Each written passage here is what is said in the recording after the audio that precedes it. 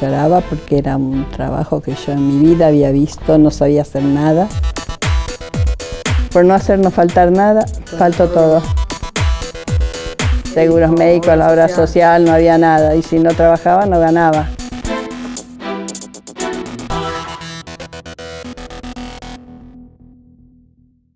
Cuando ya iba a cumplir mis 17 años, quería venir a trabajar y estudiar.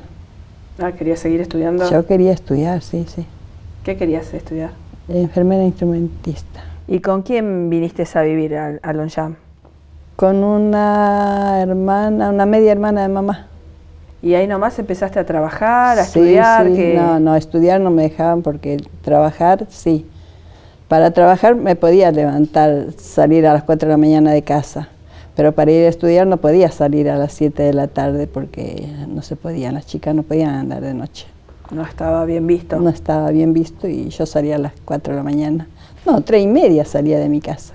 Y contame, ¿cómo fue tu primer día de trabajo cuando llegaste? ¿Con qué te encontraste? Lloraba porque era un trabajo que yo en mi vida había visto, no sabía hacer nada.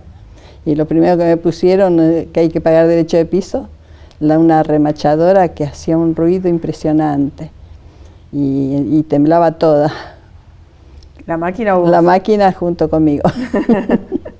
Pero ¿cómo conseguiste ese trabajo? Porque... Por medio del esposo de una prima mía que era italiano, porque en esa fábrica eran casi todos italianos, éramos pocos los argentinos.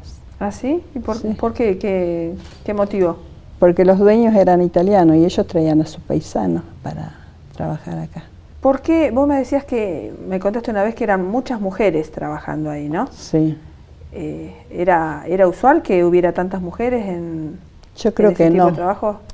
No, porque en esa fábrica era todo con trabajos de hombre. En Xi'an, por ejemplo, fueron a ver a ver la fábrica, cómo se trabajaba y todo, y quedaron admirados de ver que éramos muchísimas mujeres. Pero, ¿ustedes qué hacían ahí en ese lugar? Los motores para las motocicletas, los cilindros.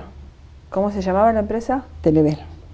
¿Y los hombres hacían el mismo tipo de trabajo que ustedes? Sí. Nosotros hacíamos todos los trabajos, teníamos que aprender.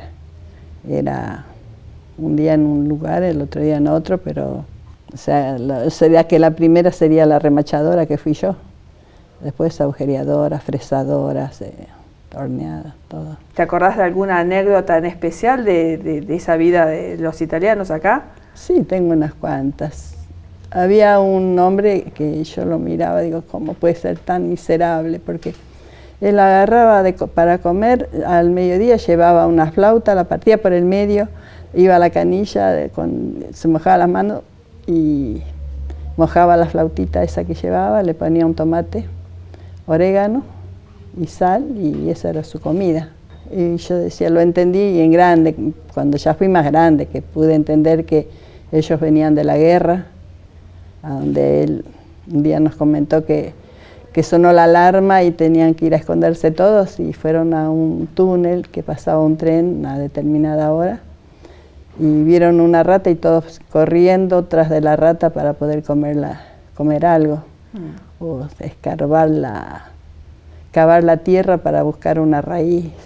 ¿Y cómo eran las condiciones de trabajo ahí? ¿Te trataban bien? Sí, buenísimo, todo muy bueno. ¿Cumplían con lo los que... sueldos, con todo? Sí. Cuando una vez hicieron una toma de fábrica, un paro, bueno, nosotros tuvimos que decirle que con ellos no teníamos nada en contra, pero que había que hacerlo porque los delegados estaban.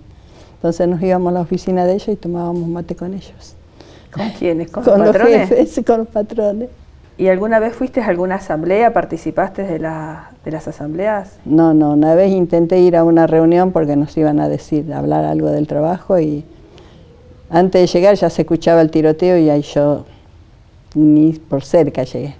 ¿Y ahí adentro de la fábrica estaban bien organizados sindicalmente? Sí, tenían sus delegados, pero bueno, por ahí nos retaban cuando no participaban. No, claro.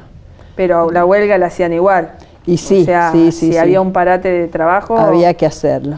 Pero no importa, porque después nosotros recuperábamos. Capaz que no íbamos ni al baño, pero queríamos recuperar el encargado nos pedía que hiciéramos, porque había que entregar. O sea, la empresa nunca te perdía. No teníamos conflicto con no bueno, en realidad ustedes se apuraban a trabajar, a hacer todo lo que no habían hecho. Porque trabajábamos muy a gusto, no teníamos ningún... Bueno, tenían la camiseta puesta de la empresa. Sí, pero aparte nos trataban bien. Y dejé ese trabajo porque vos naciste, te enfermabas continuamente, por tu culpa.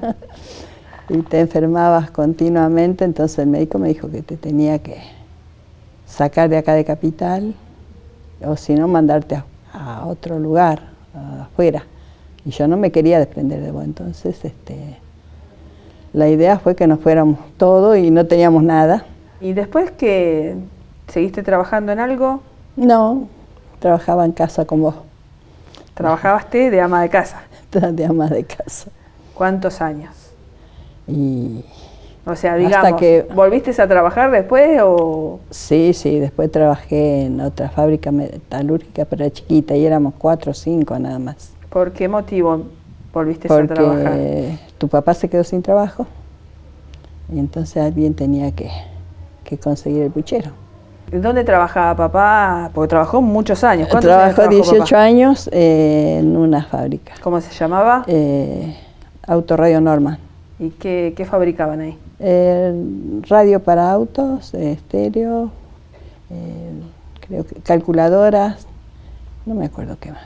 Qué bajón habrá sido para papá cuando dejó después de 20 años, ¿no? Y él cuando empezó a trabajar ahí también fue bueno porque él trabajaba, poner que ganaba 500 pesos, no sé, y bueno, ir a trabajar ahí representó triplicar el sueldo. Entonces ya estábamos re bien, ya estábamos. En el 81 fue cuando lo despidieron y fue medio depresivo para él, pero bueno, vos te pusiste la camiseta y saliste a trabajar. Sí. ¿Y qué fuiste a hacer ahí? También hacíamos unos tornillos que van en los modulares, en las bisagras de los modulares, que son una cabeza bien chiquitita, redonditas así, y teníamos que hacerle los agujeros. Cuando empecé ahí, yo me quería morir, porque mi compañera, yo escuchaba que hacían la agujereadora, con el pie, y sacaba piezas así. Y yo...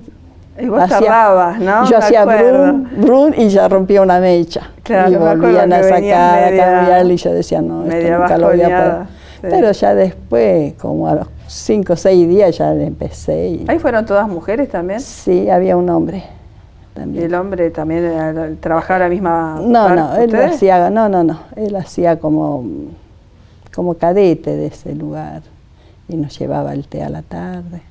¿Y ahí trabajaste en blanco? No, en negro. Ahí era por lo que hacía. O sea, encima de entrada que no hacías nada, perdiste no hacía nada plata ahí. No. De entrada.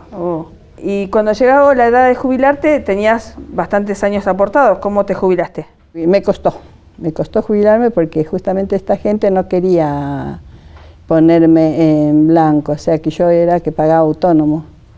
Y no sé, ellos decían que ellos se encargaban de pagarlo. De depositarte todos los meses. Pero se lo depositaban atrasado y se hizo una deuda impresionante con la que no me podía jubilar. ¿Y cómo hiciste?